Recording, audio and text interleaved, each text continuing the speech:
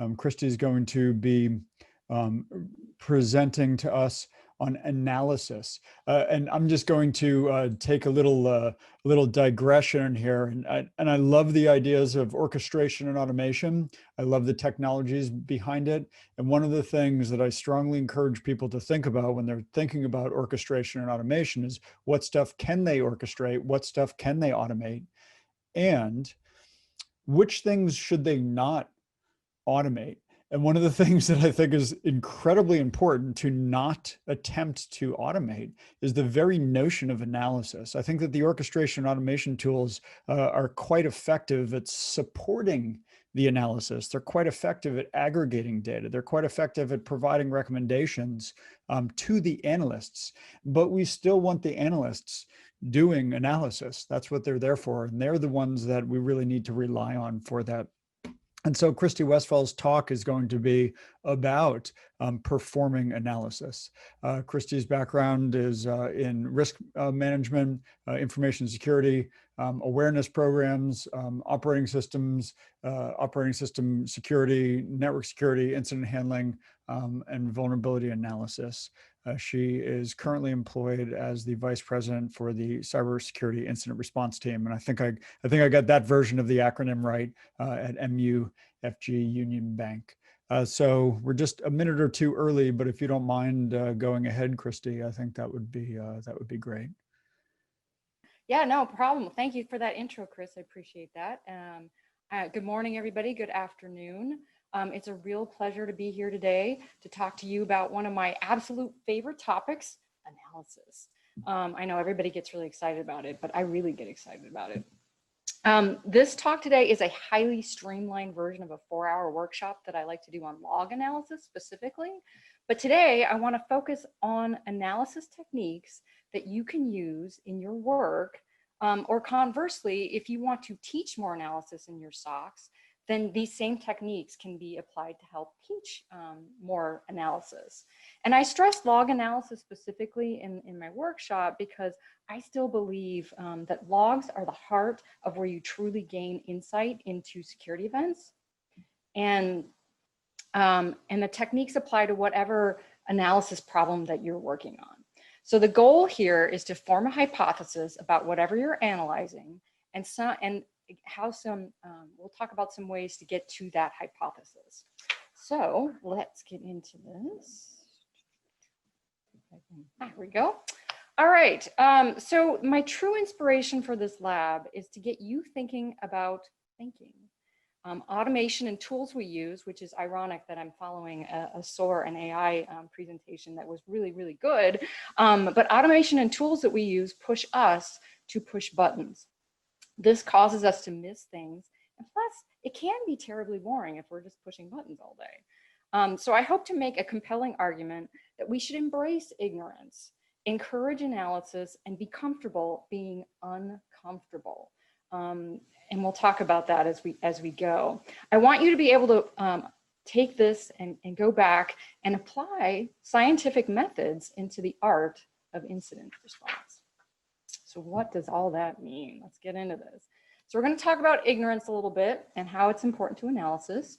We'll talk about what is analysis, a little process. We'll talk about critical thinking, and I will spend some time there. I have some resources so that if you do want to endeavor in looking at some more raw malware analysis, endpoint analysis, those types of things, you can do some research there. And then very importantly for my employer, this content of this presentation does not reflect the views or opinions of MUFG Union Bank. They are my own. All right, so there's a little bit about me. Chris also introduced me, so I'll leave the memes up just for a second, and then we'll go ahead and get up on with it. So a little bit of ignorance. So this book I read called Ignorance and How It Drives Science really started to inspire me down this analysis path. And it's written by a gentleman named Stuart Firestein, and it has absolutely nothing to do with security at all.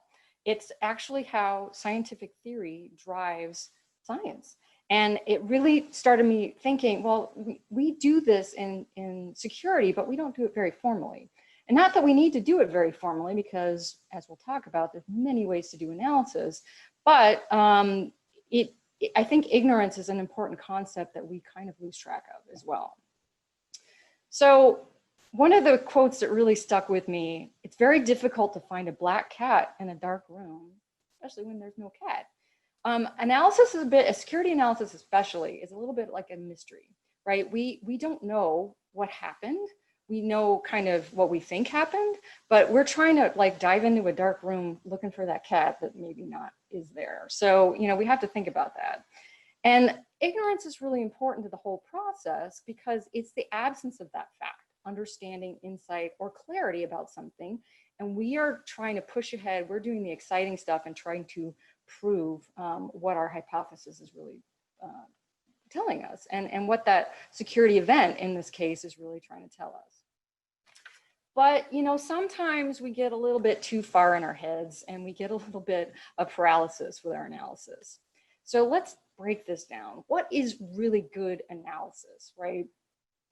There's context. You've got to have context. If you don't have context around an event, you're going to make incorrect conclusions. So that's not good. You have to accept that you don't know everything. And that, you know, that can be hard for some of us, but it's true, right? We don't know everything. It's impossible to know everything. I've been watching the talks this morning and I learned something in every single one of them. And it's like, you know, we just keep learning. And that's the exciting part about what we do. You've got to understand also there's more than one way to analyze something and people do it differently. And that's a good thing. We need that diversity of thought to do good analysis in our security operations center and in our other security roles. Because if we don't have that diversity of thought, we get down dangerous paths really, really quick. So we don't want to do that. We also need a little humility, right? We're going to be wrong, probably a lot. I'm wrong all the time. So you have to be able to take that for what it's worth, right? It's okay to be wrong as long as you're trying to make the right hypothesis and do the right thing. There's nothing wrong with that. So how do you like to do analysis? I'm a spreadsheet person. I know that's kind of scary. I guess I was a finance major, so it's still stuck with me. But I like, if I'm trying to look at a long log, I like to put it in a spreadsheet and sort it out and play with it and see if I can come up with any trends. That's just how my brain works. But other people do it differently. Some people like to do text searches. They like regex. Some people like trend graphs. That's one of my other favorites. I'm a very visual person, right? So I like to see that big spike telling me that big obvious thing that happened might be good or bad, but I should go look at it. Some people like to dive into data lakes, right? They like that data and they have to try and go hunt in there and figure out what happened. And they're not daunted by that, and more power to them. But again, it's just different depending what you want to do. I also like reading log files. A lot of people hate me for that, but I do. I love to read log files. That's my source of truth, and that's where I get my analysis from. But think about a task you're given. You know, we get these daunting tasks in our field, right? It doesn't matter what we're doing, but it's, you must go solve that big thing, right? And it's like, oh my gosh, what am I going to do with that? So you try and put together, you know, maybe formally or informally, a timeline, some sort of project plan. You'll work diligently to achieve it. And then you look at the original steps you mapped out, and that's not, it never turns out like you planned, right? You got sidetracked and maybe your scope changed or whatever. And oftentimes the end result isn't what was originally asked for either. So as long as you start, that's the important part, right? And a great quote here: plans are useless, but planning is everything. And that's from Dwight Eisenhower. So I like to throw that in there too. But sometimes, you know, maybe that randomness or maybe that, you know, lost path, maybe that's not your thing. Maybe you need some process. So let's take a look at some process.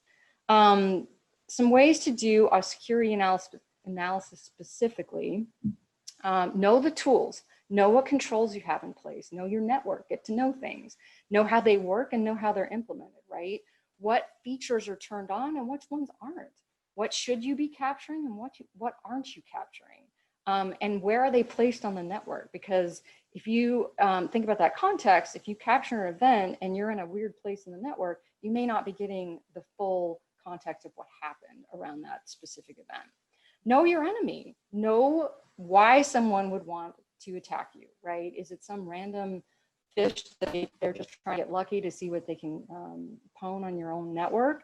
Or is it someone that's like a nation state that really wants your technical data, or your, key crown jewels, as they say? So kind of have some concept of why someone would want to attack you. And then you can follow the breadcrumbs, right? As much as we'd like to have one great dashboard to solve them all, you kind of got to pivot through tools. Sometimes those, again, are your original, you may have the logs, but sometimes the tools themselves give you clues that you might not have in the log file itself. And then reading logs, I might say that quite a bit, but that's another way to do it. Whether, how do you do that? Where do you start? There's a ton of open source information about different log files and what they mean, but there's also vendor resources. They're pretty good about publishing that so that you can unravel those details. And then there's some regular starting points. Whenever I do forensics, especially, I think it's good to kind of have a process and some places that you start to look for data, because otherwise you just keep getting lost in the weeds, right? You're just like, oh, this looks interesting, I'm gonna go down that rabbit hole. And then you forget, oh, I already looked at this, and you waste a lot of time. So having kind of a process on how you approach things really helps. And maybe you set that up to your comfort level as you go. So this thing happened, you find something, what steps do you take? Do you go right for the logs first? Good place to start. Maybe you want some open source intelligence to back that up. Maybe you have some threat intelligence data. Maybe you have a threat intelligence team that can help you kind of make some sense of this. Google, excellent place to go look. There's always interesting information, and probably somebody's seen this before, so go take a look out there. You may have your indicators of compromise, or you may want to try and plug it in to the kill chain. And you may kind of groan at the kill chain, but again, this may be a simple framework. Where did this event happen in the kill chain? Was it, is it just reconnaissance right now? Or, are they just poking and prodding? Or are we really in trouble and we're back here at installation or command and control? It's really just going to depend on what we're talking about. And it will help you kind of get that frame of reference. Then another type of framework that might help is something like a threat model. So I picked DREAD because, yes, it's old, and I know you're rolling your eyes out there, but if you think about it, it helps you think about things differently, right? How much damage could this cause? Can I reproduce it? Is my theory right? What's the exploitability? How much time and effort is it going to take to do this? For impacted users, how many would we have if this actually happened? And discoverability, is it really easy for us to find do we have an alert that sends something off? That might be a good way. So you kind of put it in that framework and you kind of figure out, okay, well, this is bad, we did discover it, or it's not bad and we found it some other way. So it just depends. If this is useful, I highly encourage you using that. Another type of threat management framework that I like to highlight is this one right here. This is an open source, it's called the Cyber Threat Management Framework Project. It's basically in just the same kind of process we talked about, just in different terms. It's right. Observe, what kind of data do you have available to you? Orient, try and put that into some sort of context. Make a decision and then do something. Very simple, and I like that as well. Okay. So I'm not going to talk about all three of these, but we are going to spend a little bit of time talking about critical thinking, because that is key to our analysis process. Communication and control of the message, though, I know we're going to talk about writing communication later, which I think is great, because those are really all critical to security analysis, because if you can't articulate what you found, you're not going to do yourself any good. And then controlling the message in an incident is always important. So let's focus on critical thinking. So way back when, there was something called the Open Source Security Testing Methodology Manual. Boy, that's a mouthful. OSSTMM. And it's still out there, and it's an open source pen testing guide, and it's fantastic. I don't know that it's been updated recently, but it's still out there and available, the last version of it. And I liked it. It was very new at the time, pen testing as a field, so to speak, within our profession. But there's a section in there called critical security thinking, which was gold, and I keep reusing it. And this is like verbatim from the manual, because it's so important to keep in mind. So critical security thinking is a term for practice of using logic or facts to form an idea, right? So again, we want to stick with the facts in our analysis and our hypothesis. What do we know? That idea can be an answer, a conclusion, or a characterization of something or someone so that you can build your verification tests and prove your hypothesis. As an answer or a conclusion, there's going to be one that makes more sense, right? That's going to be one that's more likely than another. So that's going to help you. But as a characterization, you'll know what you need to verify. If you have gaps, it's going to show you quickly where those are. And it's also going to help you respect different opinions or viewpoints, right? This is where you can get that collaboration going because you're thinking, well, it's kind of like this thing. What does anybody else think? Critical thinking helps you address those contradictory conclusions and explores alternate consequences, which you need that because again, we're in that dark room looking for that black cat and we just don't know what's going on. We're dealing with ignorance, right? We don't, and we have to be comfortable doing that as we move through this process.